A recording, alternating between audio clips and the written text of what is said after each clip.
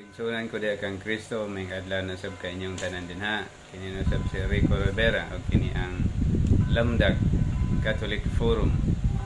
Karon adlaw mga igsoon maghisgot na sab kita kung anong daghan man kaayo ng mga himong sikta o naibulag diya sa Katolikong pagto, diya sa matod nga pagto. Maghisgot kita karon sa schism o heresy. Herehis.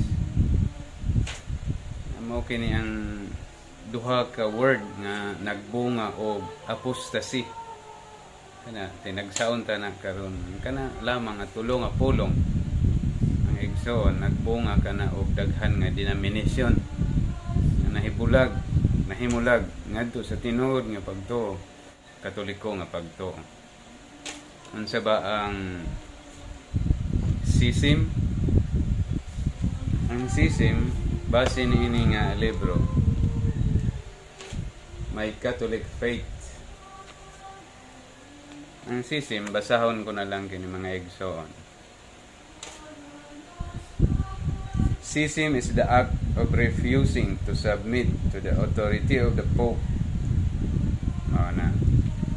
Ang dili nimo pag hatag og respeto sa kagahuman sa Santo Papa, mao kanang gitawag og schism. Ug ang heresy usab mao ang heresy is the formal and deliberate denial or doubt of any revealed truth of the Catholic Church. Nga sa ato pa, ang heresy mao ang kaugalingong kabubuton sa dili pagdawat pagduha-duha sa mga gipadayag nga kamatuoran sa simbahang Katoliko. So ikaw sa Katoliko, doon na kay pagduha-duha o doon na mga doktrina, bisan usa lamang ka doktrina sa simbahang Katoliko nga wala nimo tuoy or nagduha-duha ka, kana matawag na nga heresy. Tungod kay ang simbahang Katoliko doon naman siya gitawag nga kung magahisgot diha sa dogma dili gid siya masayo. Sa ato pa, kung ikaw sa Katoliko nga walay pagtuo o dunay pagduha-duha diha sa mga doktrina nga gipadayag o kamatuoran nga gipadayag sa simbahan, ikaw matawag nga herehis or naaka sa heresy. O kining heresy or schism nagbunga kini og apostasy. Unsa man pod ang apostasy? Ang apostasy basahon nato so kay aron masabtan.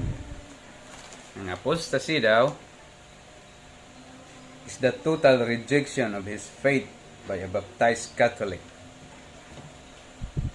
With heresy and schism, and supported by persecution, it has caused divisions in the true church and the rise of other churches. Sa ato pa, ang apostasy kuno mao ang pag-reject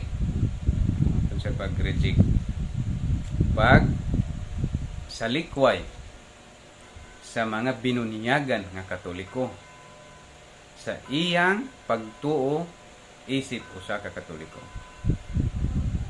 Kung gisalikoy mo ang imong pagkakatoliko ug mibalhin ka ngadto sa laing sikta, kana matawag nga apostasy. Tungod kay apostasy sa doktrina sa usa ka Katoliko, kung dili ka mobalik sa imong pagkakatoliko, nagkahulugan kini og kapildihan sa kalag.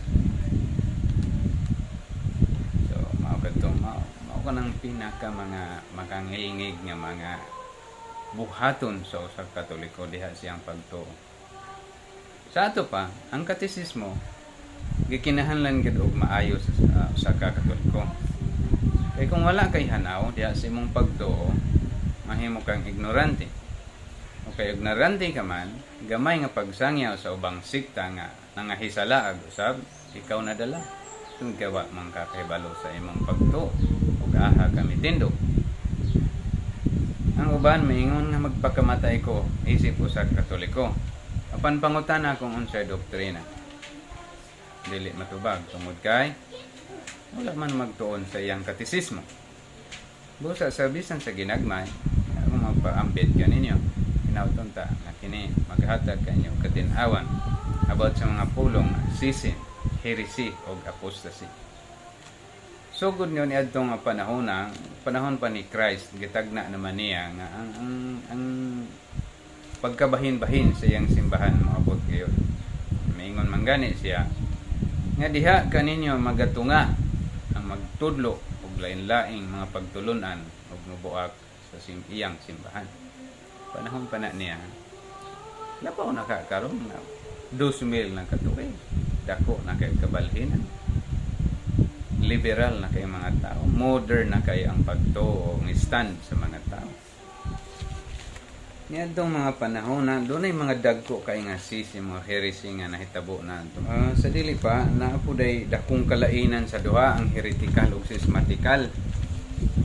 Ang heretical mahimong ang duha nagatuo sa usa lamang ka doktrina. Apan ang schismatiko nga simbahan adunay balido nga kaparian ug sakramento. Pero ang heretical dili. Kana ang dako nilang kalainan. Sa istorya sa simbahan, daghan na kay nahitabo nga mga heresy. Apan napukan ba nila ang simbahan? Wala. Niabot sila, nawala. Lain na sa niabot nga pagtulunan, nawala na sad. Ang una niini mao ang Arianism. Ang Arianism nahitabo kini adtong 325 AD. Arius usa ka pari sa Alexandria nagtudlo nga dili Ginoo si Kristo. Kini gisuportahan sa emperor sa Roma. Giyal kontra kini sa First General Council of the Church at Nicaea declared the divinity of Christ. So ang council sa Nicaea ni adtong tuiga mao ni al kontra sa maong pagtulon ang nga dili daw Ginoo si Kristo. Mga sugot man kita og council, kada council nga himuon aduna kini pagkontra sa dawtan nga pagtulunan. Pero ang Vatican II nga council gihimo kini nga walay gikontra nga pagtulunan nga lahi. Mao nga lahig klase gid ang Vatican II. Ug ang ikaduha mao ang Macedonius sa 381 AD. Macedonius nagdumili sa pagkaginoo sa Espiritu Santo. Dili daw Ginoo ang Espiritu Santo. Sa pagtulunan sa simbahang Katoliko aduna kitay usa lamang ka Ginoo apan tulo ka personas mao nga Amahan, Anak ug ang Espiritu Santo. Nga kining tulo Dios apan usa lamang ka Dios ang atong ituo. Ug ang mao kining si Macedonius nagdumili sa pagkaginoo sa Espiritu Santo. Giyal kontra kini sa Council of Constantinople. Ug ang ikatulo mao ang Pelagius nagdumili sa original sin or sala nga panulundon. Ug nagdeklarar nga ang grasya dili importante sa kaluwasan. Giyal kontra kini sa Synod sa Philippi and Carthage ug suportahan kini sa Santo Papa. Kapat mo ang Nestorius sa tuig 431 AD giyal kontra kini. Si Nestorius obispo sa Constantinople. Girjik niya ang title sa mahal nga berhen nga inahan sa Ginoo, di siya makadawat na ini. Ang council sa Ephesus sa tuig 431 mo nagkalkontra ni. Sunod mao ang Monophysites. Naghupot nga si Kristo adunay lamay usa ka kinaiya. Kinigel kontra sa Council of Chalcedon. Unsa man ang kinaiya ni Kristo diay? Diba do naman si duha ka kinaiya? Divine nga kinaiya, divine character ug ang iyang human character. Unay siya usa ka matuod nga Dios ug matuod nga tao. Ang gituon sa Monophysites mao nga ang pagkatao daw ni Kristo gi-engulf nga sato pa giisa na siyang pagkaginoo.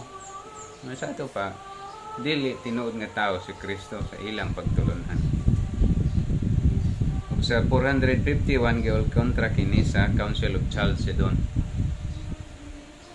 Ug ikano mao ang monothelitism. Nga si Kristo kuno adunay usa lamang ka kabubuton giol kontra sa Council of Constantinople. One will, usa lamang ka kinaiya. Sa 681 mao kaning Council of Constantinople ang nag-alkontra ni. Mao kani nga mga dagko kay nga mga sisim nga nahitabo sa simbahan. Pero unsa kadaghan niini tungod kay si Kristo nag-ingon nga bisan gani ang baba sa kamatayon dili makalumpag siyang simbahan, nahitabo gyud nga bisan isa kanila walay naglampo sa paglumpag sa simbahan nga Katoliko. Bisan gani karon sa pagbungkag nila pinaagi sa Vatican II, ang Vatican II gihimo nila nga walay gialkontra nga kahiwian nga pagtulunan. Pero gihimo nila apan nagpabilin gihapon ang sa Katoliko. Kung kay ang Santa Misa nga Latin ado namang gihapon. Ang simbahan, ang Santa Misa nga gihimo sa Vatican II usa ka panamastamas nga misa. Mao nga kinahanglan magtuo kay aron makabalo kung unsa ang kamatuoran. Daghang kayong salamat. Bisan sa ginagmay hinaut-on ta nga kita kakutlog mga pagtulunan gikan niini. Kini na lamang si Rico Rivera o kini ang Lamdag Catholic Forum. Magpasalamat na lang kaninyo. Ingon. Ave Maria.